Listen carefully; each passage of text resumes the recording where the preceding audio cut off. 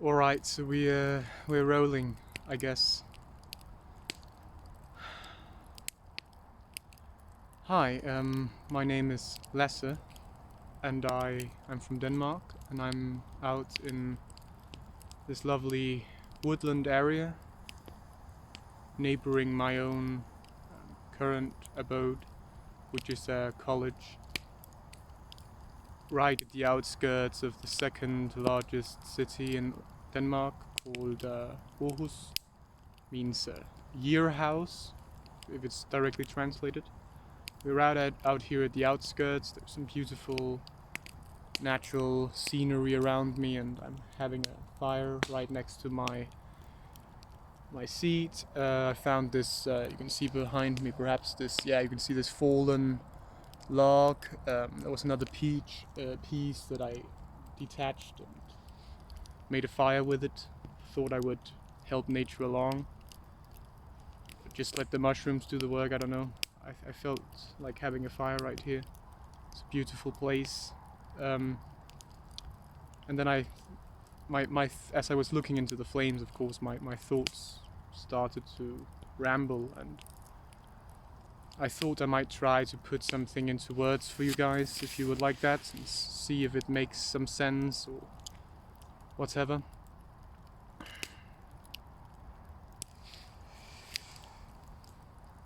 I've been thinking about a lot of things recently, things relating to all the different dimensions of human experience, both the societal, the cultural, the metaphysical, philosophical aspect as well. Today, however, I would like to focus perhaps more so on the societal dimension of our daily lives, and then there'll be time for some of that metaphysical stuff later. However, I was thinking about it all started, I think, when I walked by. I was walking out to this place. I was just sort of reconnoitering the area. I wasn't really going anywhere. I didn't have a specific plan for where to go. I just wanted to see where the road would take me, I suppose, and see something I hadn't explored before. So, and as I was walking out here, I had my backpack. I was just walking along the trails. Walked past this, like a beautiful blonde lady. I don't know about you guys, but personally, I'm very I think it's something about my red-headedness. I have like the red, and I got like that red tint going, and that's the telltale earmark, benchmark, whatever, that I'm from the north and that I belong to these woods. And for some reason that just means that blondes have a special attraction to me. I don't like redheads. Like, it's sort of like feels like a genetic incest or something like that. It's like a redheaded woman can look like she can have a beautiful facial symmetry, but it's like baking like a beautiful cake and then dropping a big glob of mustard on top, and like, what? Why would you do that to a beautiful cake? So I like the blondes primarily. That's my poison, you might say. So I was walking by her. She was young, like, beautiful. I could see, and I just looked her quickly in the eyes, tried to maintain a few seconds of contact there. Went on my way. I had places to go, and I started wondering, like, would she actually know me to be the kind of guy she should like to pair up with? Because we live in a kind of society where people don't really, we don't live in a meritocratic. We don't live in a true meritocracy, which is a meritocratic society, I would suppose. What is a meritocracy? Well, a meritocracy is just a kind of society in which the governance is not maintained by just each and every one, but the ones who actually have earned their merit, like who have proven their competence within a specific field, and therefore have qualified themselves for the adoption of higher order responsibility for this particular field or for the governance of society in general. So meritocracy can mean that's the strict, that's the hardcore sense. It can also just mean a society which favorizes those people who have the skills to do society good, and they have a sort of like a leg up. They don't have a leg up. The societal structure just facilitates their ascendance to the top, which many people would like to think that the West actually is. And I would say, well, to a certain extent, to a very dissatisfying percentile, yes, you do climb, but then when you get too high, or you have a personality or a character that just does not facilitate group mind, like sheeple thinking, sheeplish sentiment, then you are discarded by this kind of society, at least nowadays. Maybe it wasn't the case back 100 or 200 years ago or whatever. Perhaps there was a time at which we were truly experiencing a meritocratic society. I just don't see that to be the case anymore. I think much rather that what we see right now is something that is approaching a totalitarian regime. And you know about those totalitarian regimes, they don't really like competence. They like people who are smart enough to learn complicated tasks, but not so smart that they would actually think, like they would actually have a better grasp of reality than their leaders.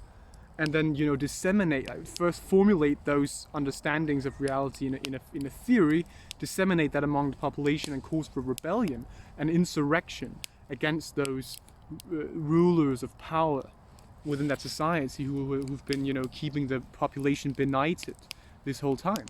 Those people would be very much despised by a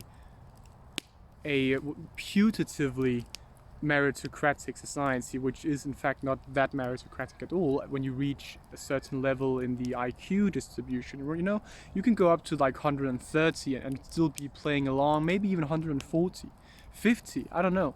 But at some point, and it's not just IQ as well, but at some point with the IQ, you'll start to find trouble, unless you're willing to consent to some very limiting forms of thinking. But I don't just think that it's an IQ question entirely. I also think that it's a characterological question, in that some people, despite their IQ, just don't have a character that's very suited to conformation to a mass ideal. And those people will find themselves expelled from society. And those people are being expelled from society. They go as the unveed. Because they can think for themselves, and they don't like to think that society and technology always is the solution to their problems. We have nature who teaches us what we need to know. And those people who have found that out for themselves, those people will be seeking nature, and they will be seeking their freedom there, because the freedom is in nature. That's where all freedom lies. All that is true, good and beautiful awaits him who dare go where only few men have dared set foot for over a century now, and that is where the Bible said we come from. Eden. The mythical garden of old.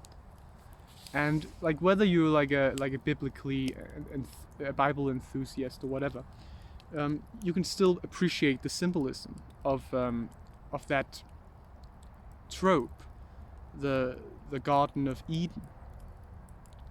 The Garden of the East, I think it was meant to be, because it lay in the East. It was the land of Mesopotamia. I'm rambling. Let's just go back to the fact that you need to get into nature. That's one thing. That also means just nurturing your own natural immune system, by the way, which people wouldn't like, at least the authority figures in our society wouldn't like for you to think that you can actually do. Because if you could, then you wouldn't need their help, right? You could just go and do this all yourself. You wouldn't need to have the V, you wouldn't need to have any shot, any jabby, any stabby. Like, you can just go and take care of it yourself. Like, live a healthy lifestyle, get lots of air, sun, make a fire, you know, like be a real man. And back to like being a real man, like do women in our society actually recognize what a real man would look like? Because I'll be frank with you guys, I'm not a real man yet. I'm still on my way to becoming that. I'm by no means what you would conceptualize as an ideal man, at least not yet. Time, that is still to come with the progression of time. However, it's about intentionality fundamentally. It's about your intentions. Do you wish to become that man?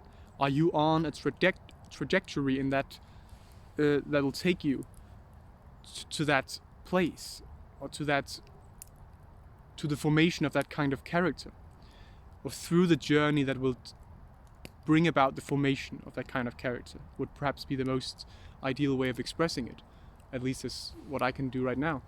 And do women recognize, are they able to recognize what such a man would look like? Because I would suppose that if that woman I just saw, or like girl maybe, perhaps rather, would really, what does she see in me? Well, she might see some kind of facial symmetry, so that there might be something there, but that's just, but what would she think about the whole fact that I was wearing wandering boots, a backpack, a parka around my upper form? What would that send of an image? Would that be more like, oh well, that's just some kind of nature freak, why would I bother with that guy, he doesn't know how to climb the societal hierarchy, the like in the career game, just running around with the horses? He wouldn't know that at all. He would be he would just sit out and make fire like in the afternoon, and like, what could I use, like, how would that benefit me with the kind of society we're currently living in?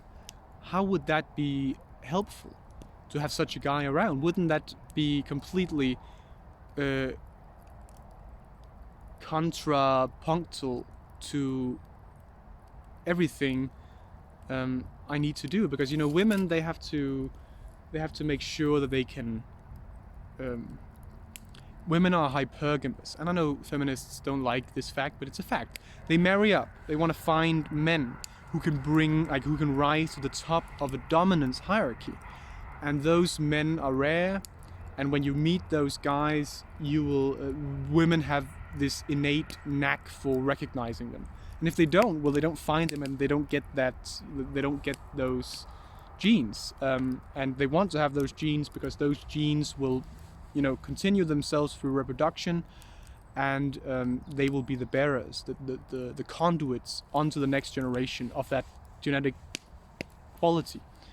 And they seek mates that can display that through their competence, their skills, what they've acquired through engaging with reality. However, we don't live in a society that cares much about real engagement with reality, with nature, with what really is going on out here.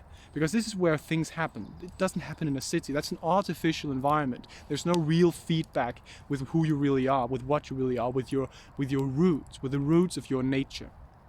Because you have a nature, we call it human nature. And I call it genuine humanity, because that's what humans are really like. That's human nature, deep down. That's what you get like when you go into the woods, by the way. You'll recognize it if you stay there for long enough, and you do it frequently enough. You'll recognize the recrudescence of this innate ancient personality that still dwells deep within you.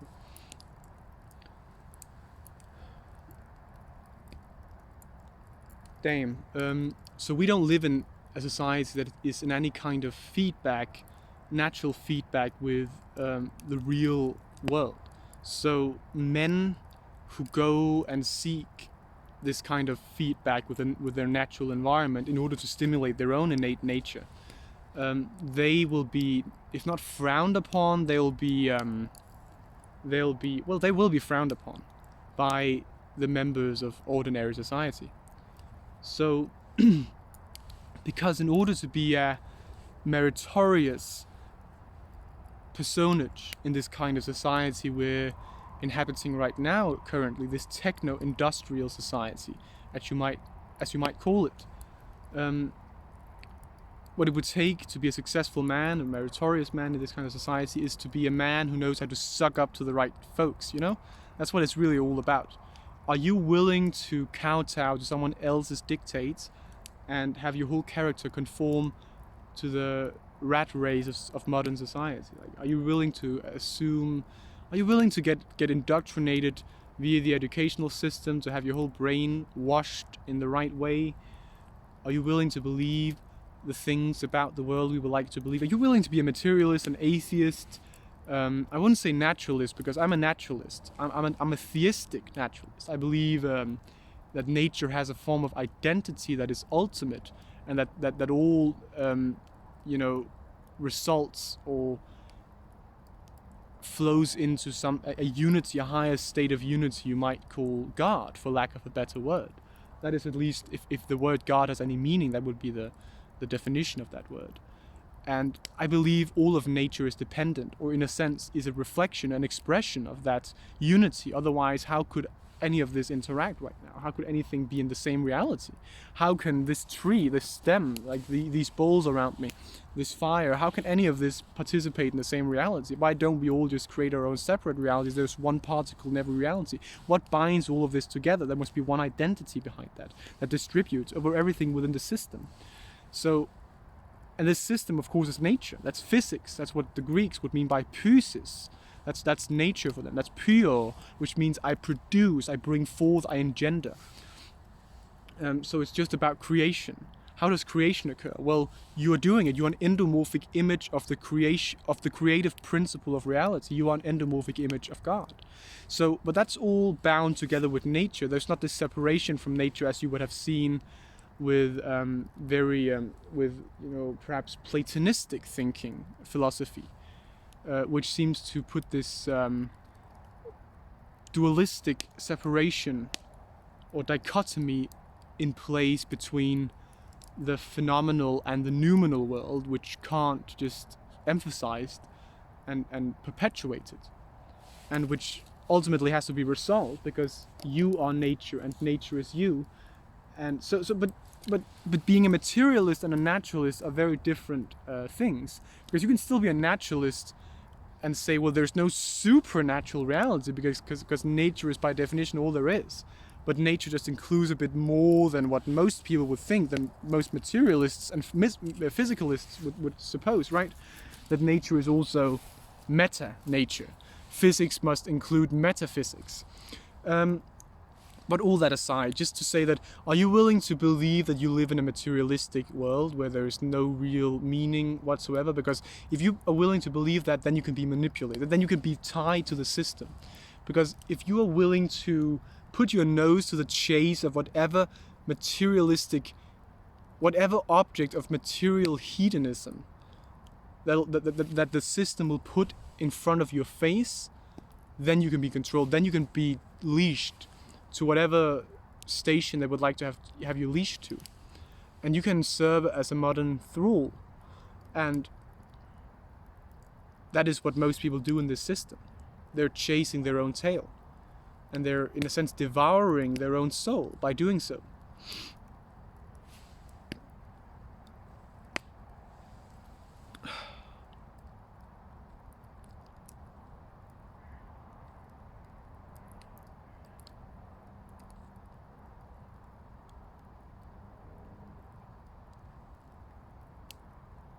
Damn, there are a lot of things that... It got to a point where I have a lot of things that have to be tied together, and I don't know where to start. I'll just like to wrap it up now and sort of see if I can put it all together again. I didn't mean for it to spin this wildly off into different disjointed directions. Damn, things go wild sometimes when you're in the woods and rambling around. Yeah, but it's beautiful, right?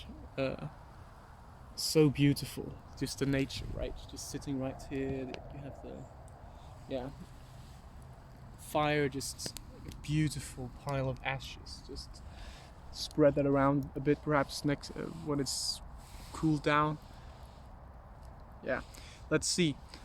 So, how do women know real men? Like, what is a real man? Well, today a real man is someone who can be feminized in a sense. That's what you want to do with men. You want to lower their testosteronal levels and testosteronal levels, and make them obedient. That's what a modern man has to be in order to fit into the system, in order to be able to participate.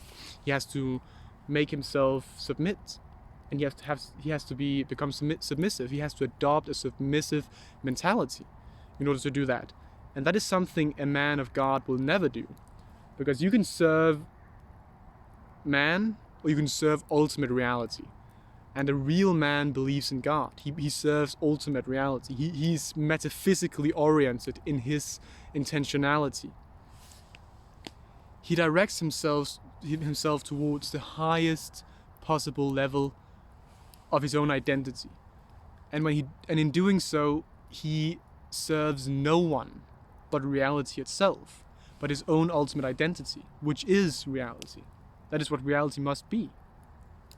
And that is what he must be, because he participates in that. So everything in reality must share that ultimate identity. But if you start serving a system, you break yourself in half. And you start programming into your soul behaviors that you shouldn't program into it. And because they disconnect you from who you really are.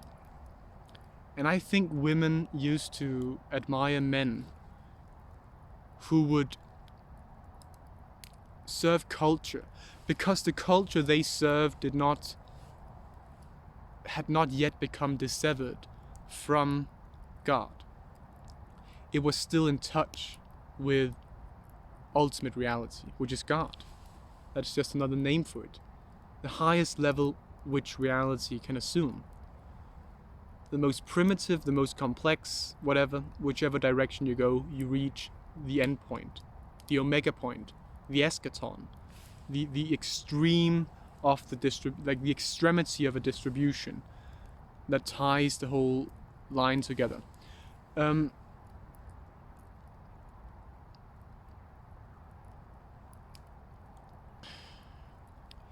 It has to do with the fact that modern society, modern technological society, is no longer in touch with nature. Society used to be in a kind of synergy with nature, a synergy that facilitated the prosperity of both. For instance, like when I'm walking around in nature, I'm using my cognition as a tool with which to modulate the environment. I'm seeing this log that has fallen down, where it is, yeah. And I think, well, that would be great to help nature along, make a fire, burn some wood, have that going. And I do that. But if we were 2 guys, we could do that much more. And if we were 3, we could do that much more. It's like you see, like human culture, the grouping of humans into cooperative teamwork just facilitates the modulation of the natural environment. But it goes back into nature. If it's healthy, if it's benevolent, it all goes back into nature. It feeds back into the natural environment. So we just take something, we make a fire in order to help nature along. We clear the forest floor, we build a fire, we make room for new vegetation to sprout with the next spring season, which will be coming a bit over a month. So we used to have a society that was feeding back into nature, and we don't have that anymore. Society is only feeding back into itself. It's become a loop unto itself, disconnected from global reality. And the kinds of men that would go and that go and serve the system are not real men anymore. They're automata. They've sold their soul to a form of materialistic slavery, where they chase materialistic delights in order to they do that so as to keep themselves unaware of the fact that they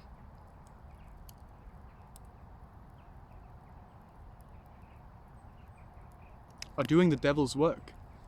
They're disconnecting from nature, and you are nature. So like you disconnect from nature, you disconnect from yourself. This is hard to wrap it up. Maybe I should just leave it as it is. Maybe you would have to do that yourself. It seems like my mind is going downhill all of a sudden. So it's like hard to wrap these things together. It spread out too much in a sense. It dispersed into a cloud, and now the cloud is evaporating for me. It was about women and how they can't really see, they can't distinguish between fake men and real men, because the real men don't look like, what the hell? A real man today doesn't look like what society would like a real man to look like. Let's say it like that.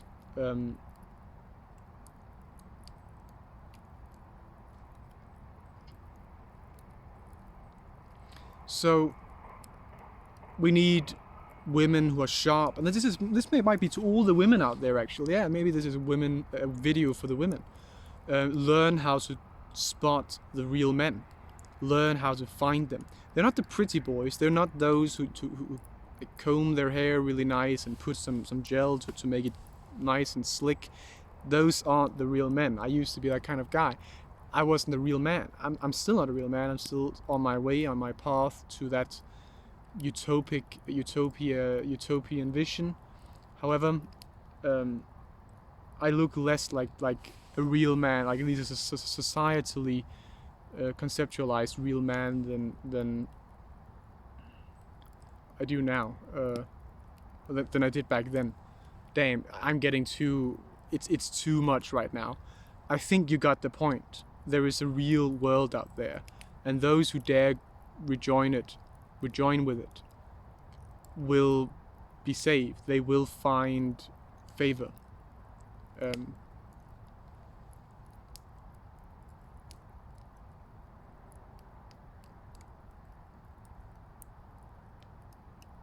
Yeah, I said I would only discuss the societal component. It got also metaphysical, but everything is philosophical and metaphysical in the end, right?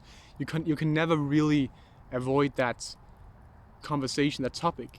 That you need to get around it at some point, because if you don't attach the rest of your thinking to that, then you won't. That looks like an eagle, or at least a big bird. That was beautiful. The wings. Sorry, that's just saw the wings there. That was beautiful.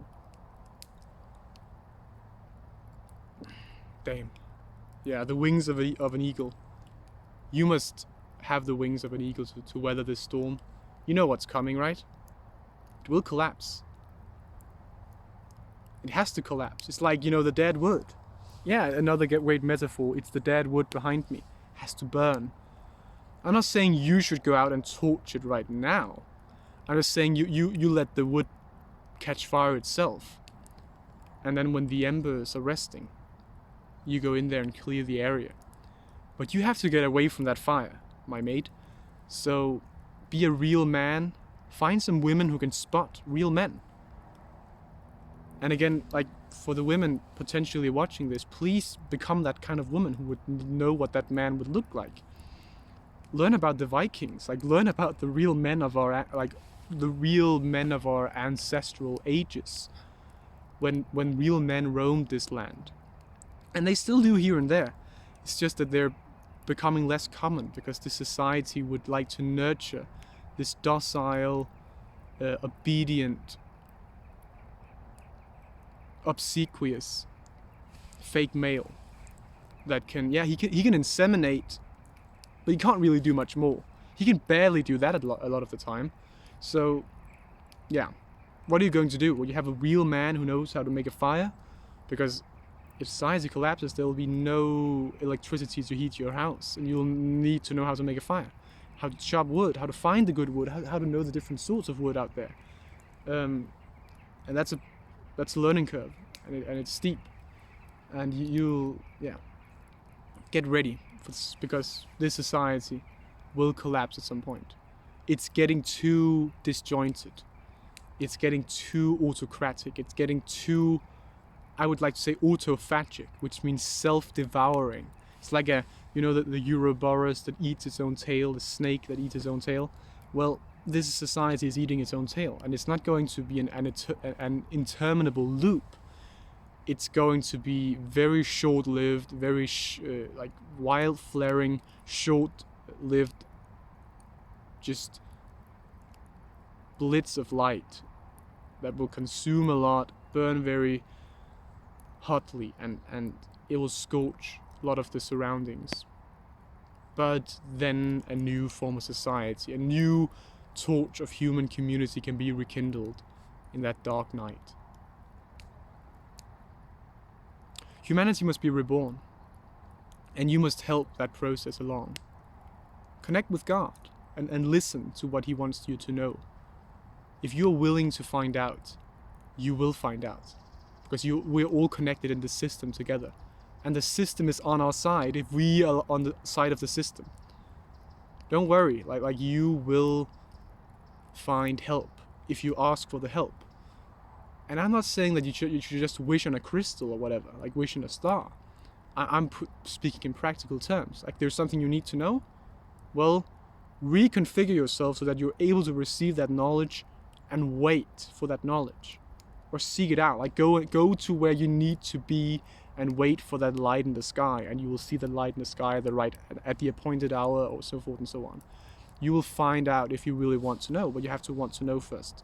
And most people don't, because it's terrifying, because you have to, something inside of you has to die before you can really find out the truth about reality. Because if you have been living disconnected from reality, that part of your personality you shaped that would facilitate that disconnection, that demon you allowed into your soul, to use a more religious way of phrasing it, has to be exercised. And that will be tough, because there is a real demon in your soul, like a metaphysical being that you have programmed into yourself. You encode that within your behavior, and it will just dictate your behavior. And if you've wished on disconnection from reality before, then you have something you have to reprogram, and that will take time. So don't despair if it doesn't work out just all at once. It's a process. It takes time. But yeah, this could go on. I think it has to stop. The video, but also the rest of society. This is getting too crazy. I feel so betrayed, and that I'm living the best years of my life in a form of slavery to society. I had the recognition last night, and it made me so angry, so heartbroken, that I'm not wasting my time because I'm finding a way out. But damn, I should be a father by now, in a sense. Like back in the days, I would have been a father. I'm 21. I would have been at least close to. Like Shakespeare married when he was 18 to a woman who was about my age, I suppose. He had children a couple of years later, if not immediately, almost. So, like it wasn't even that long ago when a guy at 24 would be a guy who had children. But today, if you're 30 and have children, you're almost like young, right? That's so crazy, and it's the worst thing for women. That's another conversation, by the way. I can see that. I have to cut this off. But I hope you got the message, even though it was a bit less cohesive than I would have liked it to have been. I still think I got some points across. Yeah. I'm just using my phone for this, by the way, so if the poor quality, what the hell, I can't really do much about that. I think it's the words, not the visuals right now that matter. Yeah, it's beautiful, right? Very beautiful. So, yeah, thank you for stopping by. Sorry about the length of this. Yeah, I had a bit of a rant. I hope you enjoyed. Great to see you. Well, just polite. Sorry, just polite phrases and gestures. But yeah, I really do appreciate that you stopped by to watch this video. I think it was healthy for both of us. Yeah, so have a great ride, and see you on the other side if you make it.